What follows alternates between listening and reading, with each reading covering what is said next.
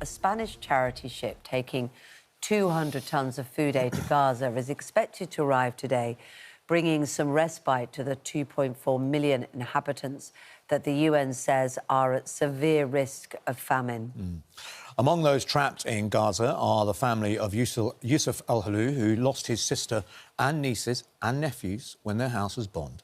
He wants a new family visa scheme enabling Gazans with family in the UK to come here on a temporary basis until the end of the war. He joins us alongside Hannah Bardell, who is one of the British MPs backing the scheme. Hannah, we'll come to you in a second. But, Yousef, thank you so much for joining us. And I know we'll get onto the visa scheme in a minute, but first of all, you live here now in Britain, but you have Palestinian heritage and you've got family members out there in Palestine. Just tell us what's happened with your family. You lost your sister in December, is that right?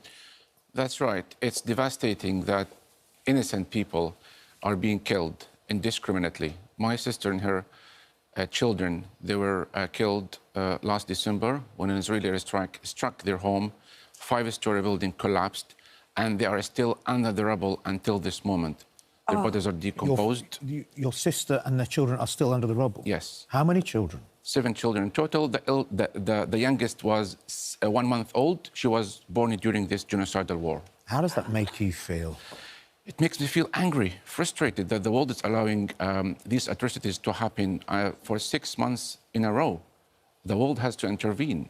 This genocide can end by one call from Biden himself. It's really heartbreaking. So, I mean, I think it's hard to even know how to get your head around. You probably haven't even, have you? Get your head around the scale of that loss. Your sister, 7 children, and the fact that they're still under the rubble is just devastating. But you have many more other family members still there, don't you? Your mother, who you say is starving, along with family members in Gaza, and then your other family in Rafah. Yes, I have my mother and 3 brothers, 2 sisters. They are starving in the northern part of Gaza. They rely on food cans. Each can costs nowadays $50. So a can of sardines, which I imagine is one of the things that could give some sustenance, that's about £40 at the moment. Yes, 1 kilo of flour also costs the same amount, $50. People are because rationing there's their so food. little of it. Yeah, there isn't abundance of food. Israel restricts the entry of food trucks, and this is the 5th time that Israeli forces they attack hungry civilians while they are waiting to receive the aid trucks reaching the southern part of Gaza near Al-Kuwait roundabout. It's unbelievable that those hungry people not only facing the bombs, but they are facing the weaponization of hunger. So, I mean, it's hard to imagine that anybody is able to work to earn money to buy a tin of sardines. When you look at some of the images of the devastation, it's hard to think of any business that could continue or any kind of work. So I know that you must feel powerless in many ways to help, but you have tried to send money, haven't you? Because you can't get food itself in. Thousands of aid trucks are stranded in the Egyptian side of Rafah, and Israel stops the delivery of those needed supplies. Of course, much of the population, they have no income nowadays, but those lucky ones who have some savings, I managed to send some money. It was very bureaucratic and difficult means. But those ones who don't have the money, they have to follow the parachute, the aid that is dropped by the parachuting from the air. Some people are forced to eat edible grass. Can you imagine? 21st century. Now, is that true? As we're seeing reports, and sometimes you don't know what to believe when you see stuff online, is that really happening? I've seen pictures of children eating grass and also animal feed.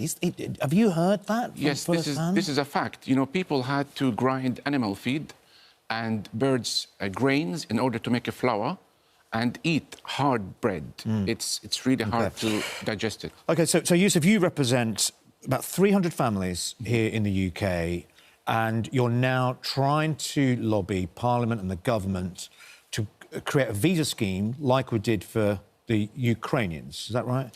That's correct. So we're 300 Palestinian British citizens from Gaza residing in the UK. We have been lobbying and carrying a campaign to pressure the UK government, the Home Office, David Cameron's office, to launch a visa scheme to unify with our families. And also, we are highlighting the complexities between Ukraine and Palestine, but we also would like to highlight that we are abandoned as British citizens.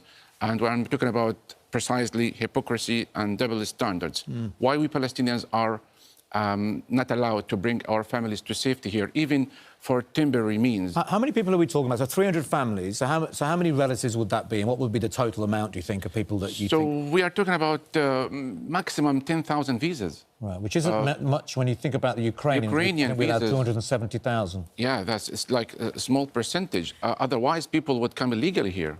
So these are people who are living here as British citizens who have family members, and would it be all family members? What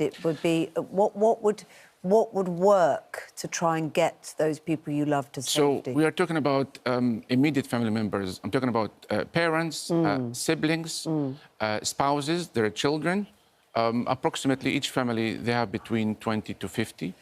And we would like them to reunite with us, because we would like them to escape this genocide. Just quickly, just before we bring in, just very quickly, you mentioned there that if they don't come through visa scheme, they would come here illegally. Are you suggesting that we already have a boat crisis here? Are you suggesting that some of them would attempt that route? If my family are facing genocide, of course they would join me in the UK here. Otherwise, they will come via the boats. Does the UK government want them to come illegally here?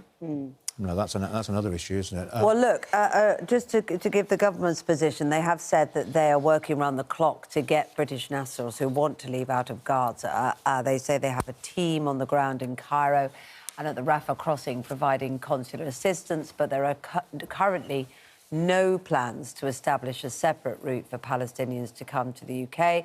However, any dependents of British citizens who need a visa can apply for one. Hannah Bardell is one of the British MPs who is backing the scheme. Good to speak to you this morning.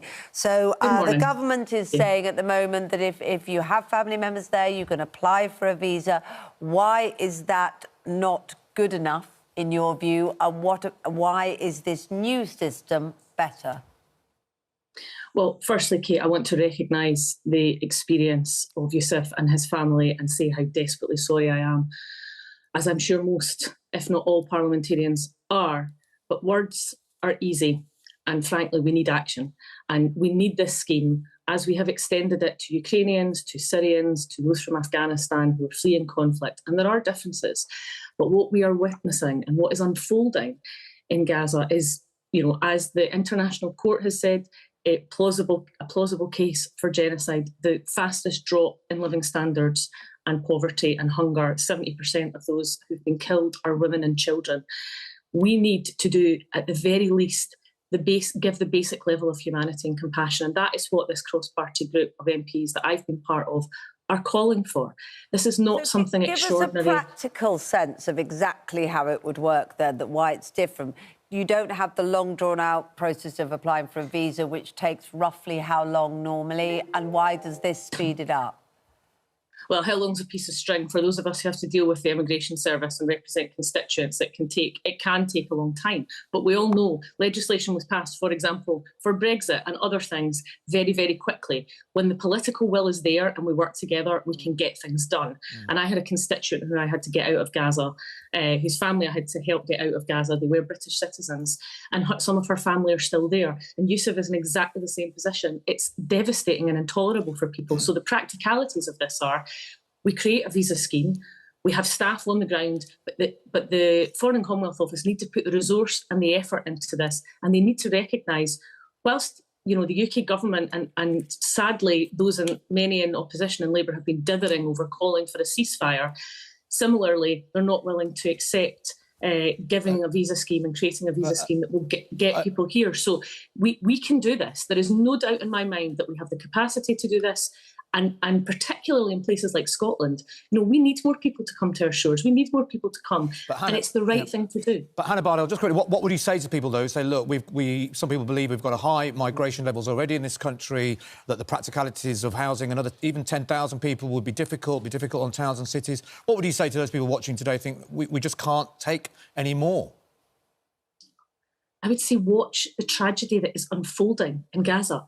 Watch that people are being buried under rubble, that are having their whole families wiped out, and say, you know, this is the single issue that I have had the most emails on in support of people in Gaza.